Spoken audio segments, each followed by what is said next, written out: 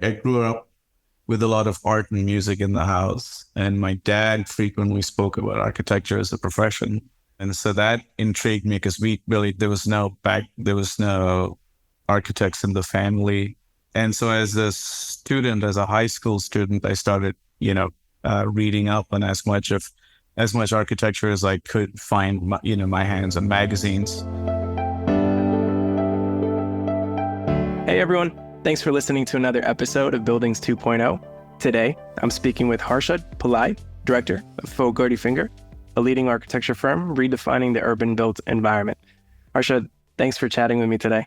Thanks for having me, Jose. Take us back. So before you were an architect, before you built some pretty incredible buildings across New York and other places, you were someone who just fell in love with buildings in Mumbai. That's correct. So I grew up, I wasn't, so I was raised in Bombay, and my dad, I grew up with a lot of art and music in the house, and my dad frequently spoke about architecture as a profession. And so that intrigued me because there was no architects in the family. And so as a high school student, I started, reading up on as much architecture as I could find, my hands on magazines.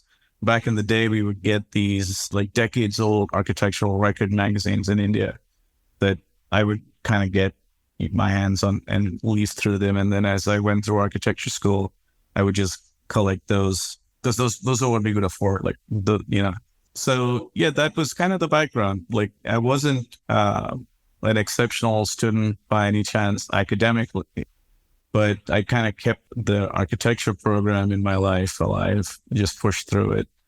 Did my graduate in University of Bombay, and then moved to the States in 2002. I went to the University of Texas at Arlington and moved to New York before I graduated. I converted a whole bunch of my credits into curricular practical training credits and started interning while I was in school full time, just moved to New York, and then just kept going since. That was 20 years ago now.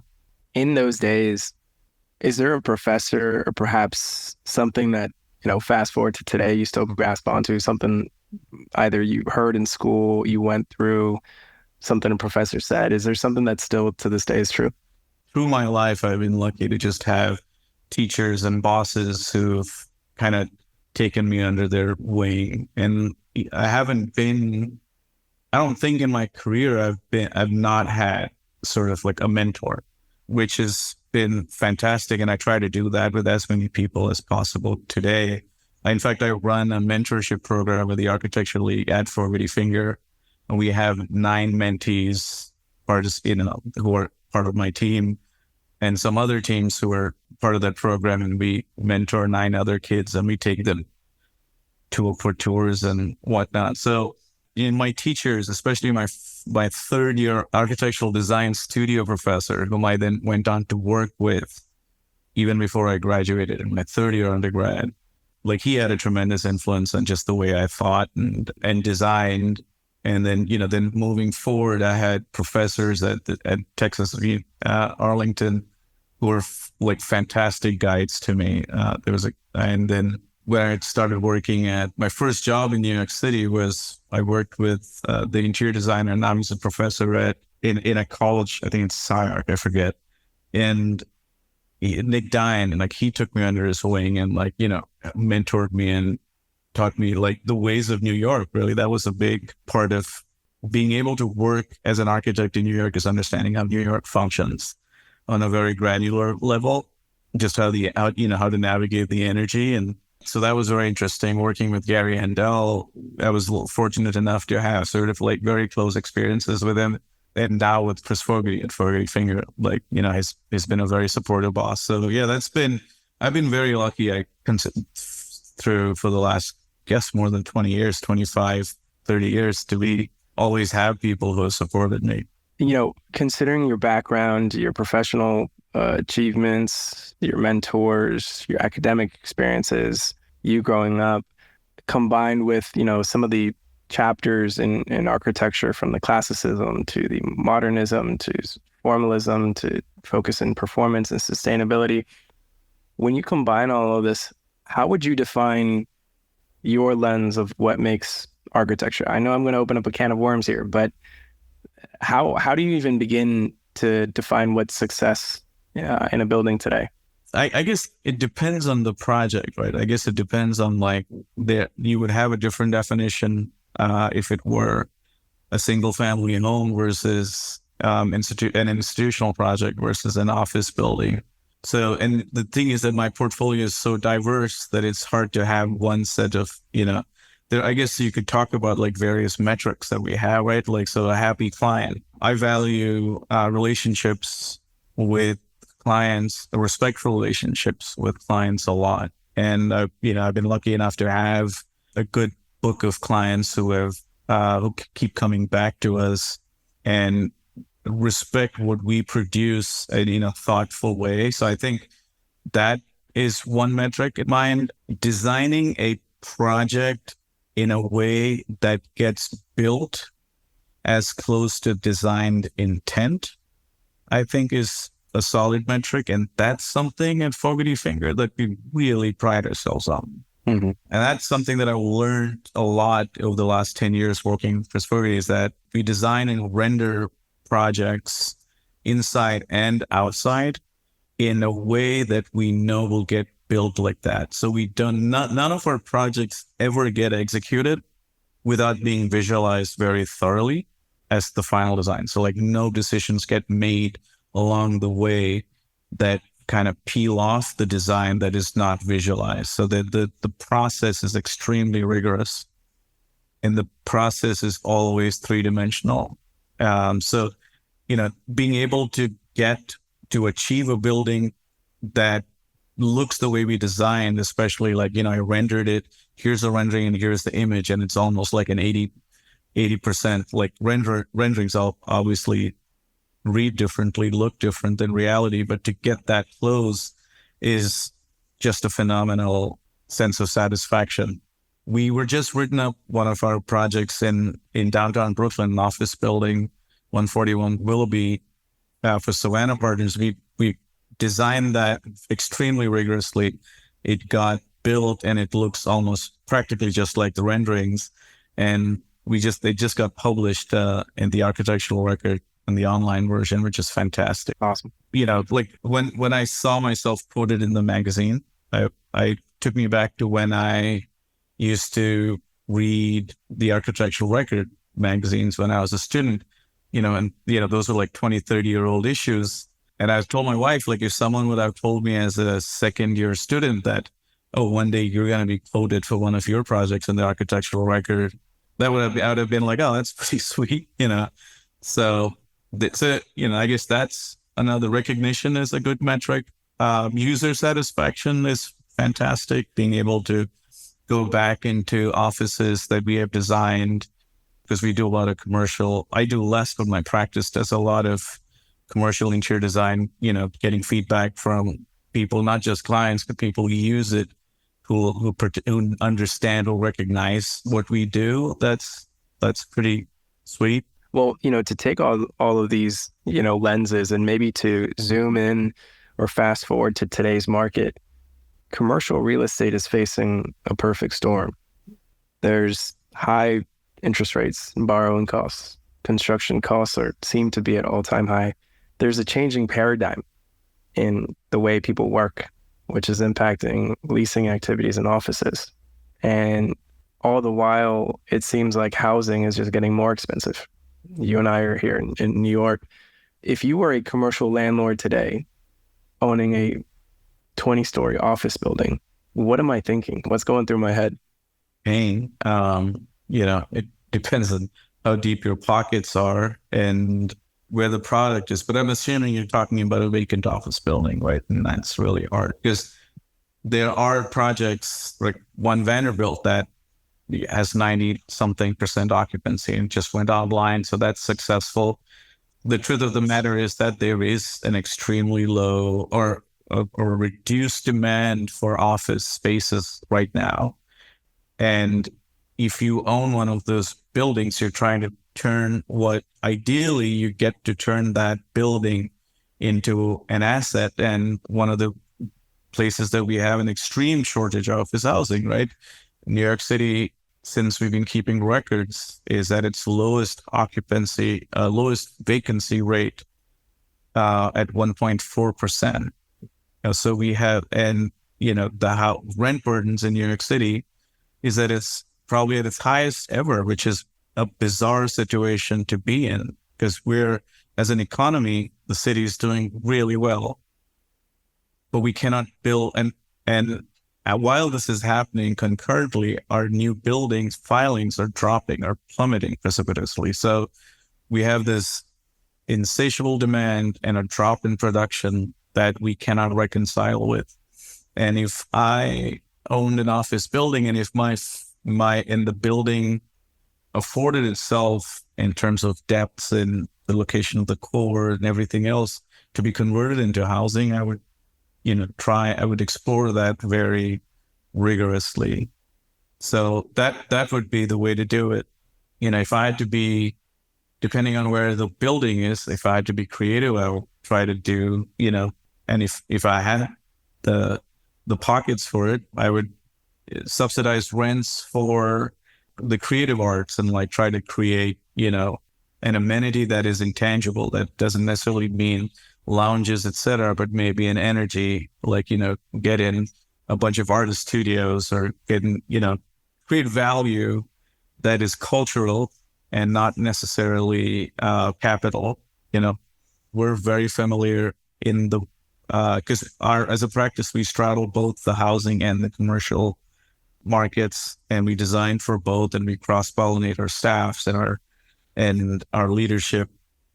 And I myself, I work with both multifamily and commercial, new building and existing building owners, and we understand that very well. And we're trying different strategies with all of them. I think there's a few things that's going to happen, or probably the key to this solving this issue, especially in Manhattan and the large pre-1961 commercial office buildings, is taking the 12 FAR cap off. So the state has to do it. Once you raise that FAR cap for residential in New York City, you'll see a lot of commercial buildings becoming more viable to be converted into residential. Can you walk me through the mechanics of what that means? So by changing that FAR, does that mean that buildings can get taller? Does it mean that the uses can change? What does that mean? Yeah, it's a great question. So in New York City, the floor area ratio, the maximum floor area ratio for residential in any one building is 12. So if I have a lot that is 10 square feet, the most residential I can build in a building on that lot is 120 square feet. So let's say if I have a 10 square foot lot and my existing office building is 200 square feet, right? I can only convert 120 of those square feet into residential. The rest has to be commercial, which means that normally should be fine. Like, all right, just do that, just convert that. But what the issue with these large pre-1961 but post-air conditioning commercial office buildings is that they have very deep floor plates. So they require a lot of work to be done. You have to cut courtyards to let light in, because when you have a residential unit that's deeper than 30 feet from its windows, now you're just creating deeper spaces that are not necessarily great residential spaces. They're usable, right? So, but when you have something that's 80 foot deep, now it kind of is meaningless. So by raising that cap, now suddenly you increase the amount of volume that can be converted into residential in these large commercial buildings, and they pencil out better as businesses. So there's that. There's also a ratio of, for each unit, there's a ratio of window wall or exterior wall to the depth of the unit that is legally the maximum depth that you cannot exceed legally, and the city is considering changing that ratio to allow deeper residential units. So and that also is a state law that has to change. So there's a few pieces that had to come into play in order for like this conversion volume that is sitting there, locked and loaded to become viable. I can't help but to think that we're going through a fascinating point in time where when you consider the macroeconomic situation, the changing paradigms in how we work and live, obviously some of the new regulations that are kind of forcing and new zoning uses and whatnot. My hunch is we're going to come to this kind of period in time where we're going to be able to look up and see like, oh, that building was a 2024 building because it's got some weird, awkward proportion of units and whatnot. But I have to imagine maybe 1 or 2 chapters later, people are going to want some comfortable floor plates that aren't awkwardly former office buildings turned residential. Yeah. I mean, we need it today, to your point, because we just, the economy's great, but there's just not enough places to live, and paying, $5,000 for a studio is going to drive folks out of the city. Like, we just need more. But that next chapter, do we just need to build more? Like, do we just need to tear down old stuff and just build new? Like, so like the city's always had this inclusionary affordable housing program, and it's been very selective. And right now, the city is writing what is known as what they're calling City of Yes for housing opportunity. And what they're doing is they're rewriting zoning for New York City housing, and we're redefining a lot of it. And I sit on a committee, REBNY committee, that reviews these proposals. And as we kind of make our suggestions to REBNY, and as a team of architects and zoning attorneys and zoning consultants, we give our responses and ask questions and whatnot. So I have a very close window into the way the city's thinking right now. But to your point, and that's exactly, I think what you're alluding to is what needs to happen is that we just need to build more housing.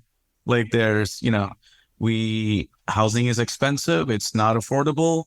You can write regulations to kind of, have these heavily bureaucratic systems that kind of control rent, etc. Or you could just encourage and incentivize a large volume of housing, because we have an extreme shortage, right? And like the mayor's announced 500,000 units. That's his moonshot for housing. And that's exactly what we need to do. Like, he's sort of doing an everything on the table approach right now. So as part of this rezoning, what they're doing is they proposed a uniform 20% across all zoning districts in the entire city. They said, if you have a lot that is, call it a 10 FAR, you get 20% extra if that 20% extra FAR is affordable housing, permanently affordable housing, just across the city, instead of creating mandatory inclusionary zones or designated zones here, there, kind of curating it and drawing lines. They're just saying across the board, no more fussing. We're just going to do 20% everywhere, and that's it. So, and that's in the works right now as we speak, and it's going through review process and community review process. And sometime this fall or before the end of this calendar year, we should be seeing some substantial rezoning being approved by City Council. I hope that answers your question. The answer is to build more. The answer is to incentivize to build more, because we have a very painful, acute shortage of housing. Yeah. And, it's not lost on me that all the while we haven't kind of addressed at least one of the elephants in the room, which is just kind of a race to net zero, right, with our buildings. Yeah. While we're facing, macroeconomic challenges, massive housing shortages somehow. Right. And again, I'm kind of trying to put myself in the shoes of a landlord who has got to figure out the mechanics and the math. The city's now driving regulation, right, to be able to report on your emissions footprint, which presumes that owners are even in a place to know what they own, which I've learned is apparently is not a solved problem.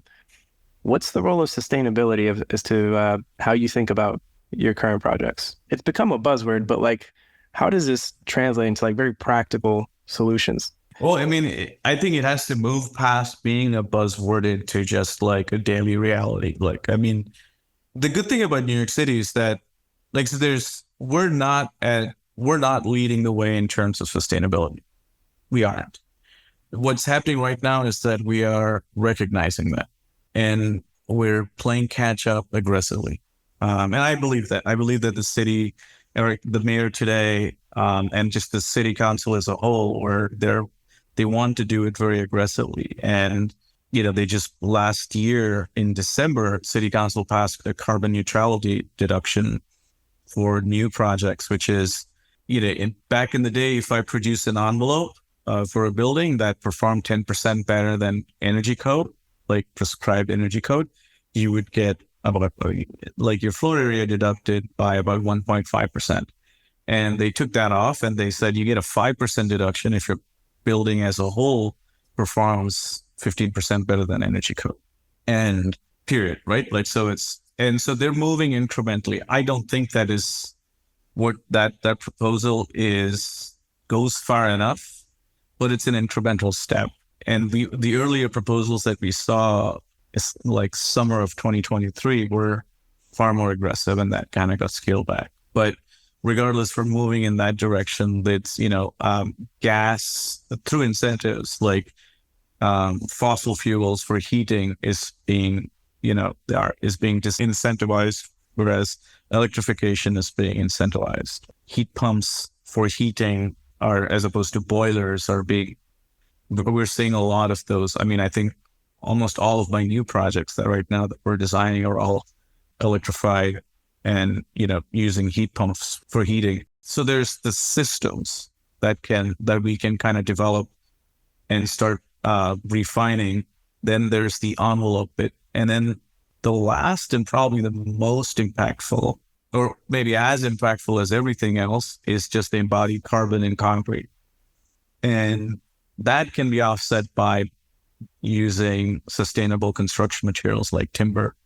So the city, as working with FDNY, has approved, I believe it's 8 stories for timber structures in New York City. And right now we're looking at an RFP, a large mixed use, affordable and market rate request for proposal by the city that is meant to be entirely in timber. And that's happening right now. There could be more. Well, I've been showing on some ideas with some stakeholders and engineers and consultants in the city for creating an incentive program to build in timber or to build in net zero.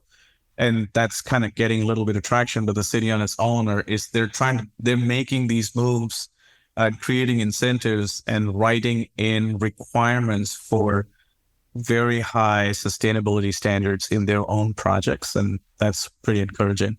And my hope is it's not like a 2050, like it should be 2030, where we're talking net zero, close to net zero.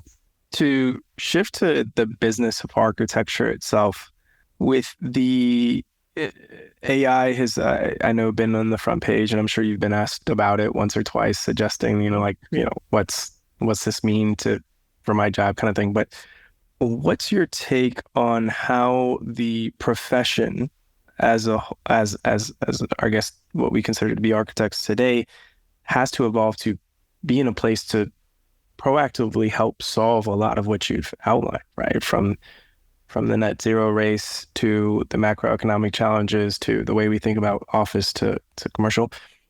If you had to talk to young Harshad back in Mumbai, looking at the architectural records, and you had to tell him, like, hey, here's what maybe the architect from 2024 onwards should be thinking about. What should the business of architecture look like going forward? How do you position yourself to be kind of the next generation? That's a great question. I think so. I mean, you touched on AI. So as architects, when we undergo training, it's a very individualistic process. You're not working in a team. And when you come out in the profession, you're doing nothing but collaborating. So that's one. The other bit is architectural education does not contemplate on the value of time. And I think I would do better as someone who runs a studio, and always do even better if every individual in my team values their time. So I think a third of my meetings that I have are conversations about not being redundant, not falling in love with the tool, but, not like what I always tell it, like a young architect, a junior architect, is your job is not to draw. Drawing is one of your roles, but your job is to move the process forward. And the process is two things. The process is design, and then the next part is meeting design intent. That's it. There are just two things. It's very simple. You had to be creative, and then you had to take a whole bunch of people along with you to create that whatever you design reality, the way you designed it, right?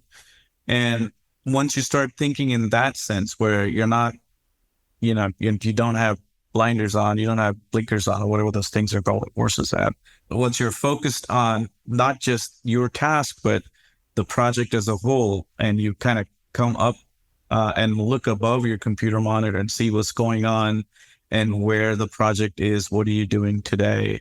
And what is it towards? What's the point of it? Very early, if you start that, no one told me that soon enough, was that I had to learn that on my own, was that part of it is also, there's a lot that you don't have to do. Like when I sit with my guys to look at drawings, right? When we're pushing out an issuance, my focus is on like, what are we drawing that doesn't need to be drawn? For this issuance, for this purpose, do I need to be doing X, Y, and Z? Or can I focus? Like, how do we prioritize? How do we go back, zoom in, do what needs to be done, but pull out and look at the macro. Always understand the point of what you're doing on a day-to-day, a weekly, and a quarterly. Measure your career arc. Like always understand where you are today and relative to where you were a year ago. And is that movement, the way you made your way through the profession, is that what you want? Is that the right trajectory? Like focusing on those things that matter. And then does it matter to you? Like, are you like inspired to wake up and go to work every day? Are you drifting? So those are the kind of the conversations that I like to have with guys. Yeah. And sometimes it's okay to drift too. Like you might be in a place in your life where you're just like, all right, I just want to do this. I don't want to do anything earth shattering this summer, and that's a good conversation as long as you're consciously doing it. Right. So it's because the thing is that our profession is so broad. It's nuts. It is nuts. Like I sometimes it blows my mind, the conversations I have in an hour. Like I'll be talking about very specific midtown zoning with my boss and a client and about transferring air rights. And then as soon as I walked back to my desk, I have guys talking to me about brick forcing and the details and, just about a 4-foot section of an elevation between windows. And then the next bit, and then I might be like having a meeting with someone and I'm explaining what a stack joint and curtain wall is. And then looking at layouts next. Like we don't specialize in anything. Our knowledge is extremely accretive. Like I'll learn about LiDAR, right? And what I want to do is learn everything about LiDAR, but all I need to do is learn just enough about LiDAR where I know what I don't like, where I know it, but I'm confident enough to say, hey, I don't understand that. Like, can you break that down to me? But I can also be in a room where someone's talking about point cloud surveys and I can understand what they're saying and ask the right question. So like, because there's going to be something after LiDAR or there's going to be something after refrigerant heat pumps. There's got to be new technology. I need to understand, process it just enough and maybe a little more that I can utilize it and move the process forward and gather chunks of information just across the breadth of our profession and then like help processes move forward. Right. Right. You kind of answered, I guess, my last question, which I typically like to ask in a lot of conversations. I'm sure you've gotten the question, well, what does the future look like in 5 years or 10 years? And then you have to put on your hat as like a prophet and assume certain things. But I often find that the more interesting question is, and especially given your experience, what you think is likely not going to change in 5 or 10 years for the profession. Of course, AI is making us reconsider things. You talked about certain tooling, and today we might be using LiDAR, tomorrow we might be using something else. But amidst all that change and amidst all the macroeconomic challenges, what do you feel is not going to change in 10 years for the profession?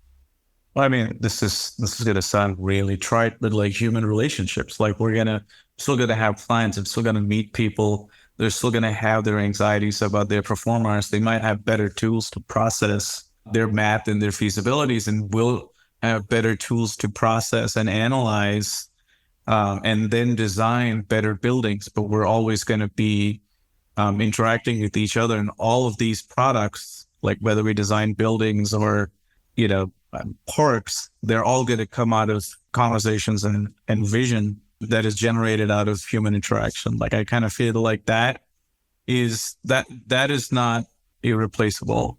The other bit is just creativity. Like, a lot of new AI is meant to be generative, and we in our office right now have sort of like a small AI committee. There's a lot of practices that are way ahead, and they've invested a lot more in generative design.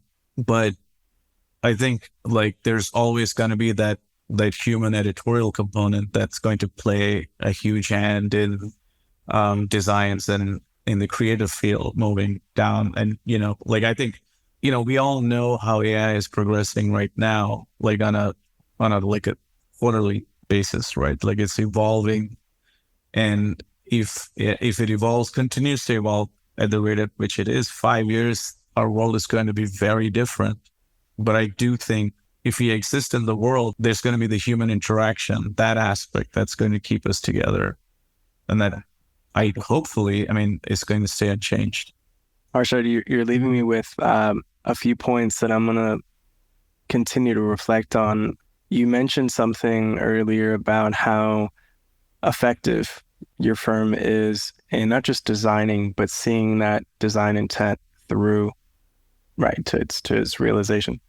You mentioned something as well that I think is tied to that, which is our academic upbringing is, at least certainly mine was as well in architecture school, where it was like very much focused on the individual, your individual accomplishments. You get to the real world, I guess, and you realize that it's actually, to your point, all about collaboration. And I think that's kind of a beautiful sentiment that I think what you're spawning is a realization. I think in academia, we certainly need to just perhaps go back to the basics of learning that it isn't just about the latest visualization tool or technique, but also just like, how do you bring those techniques to life and convince folks or align folks around an intent?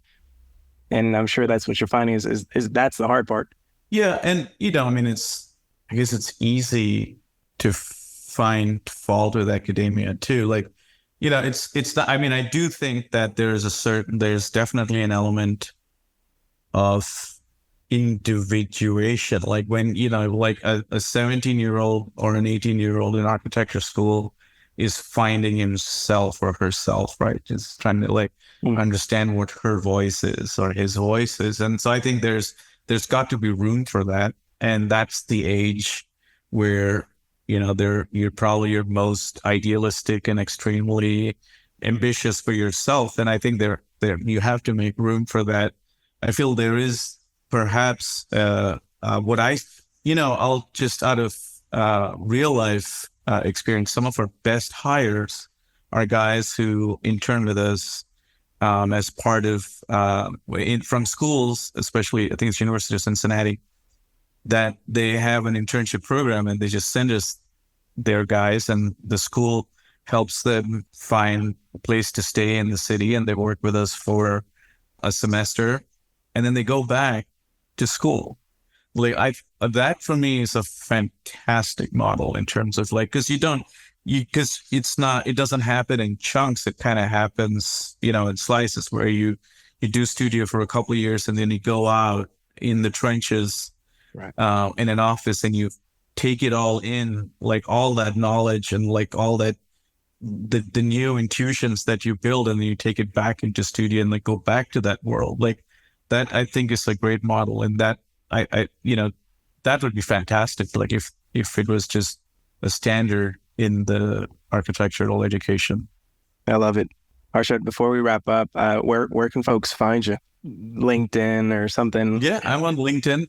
Yeah, I'm easily searchable, and on Instagram, and that's about it. And the email.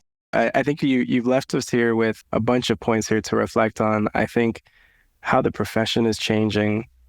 You touched on so many incredible points about the commercial space, the residential space, sustainability, how all these things are coming together, which can only lead me to, we absolutely have to do a part two. We'd love to bring it back, but it's been an incredible one. Thank you so much, Jose. Thanks for having me.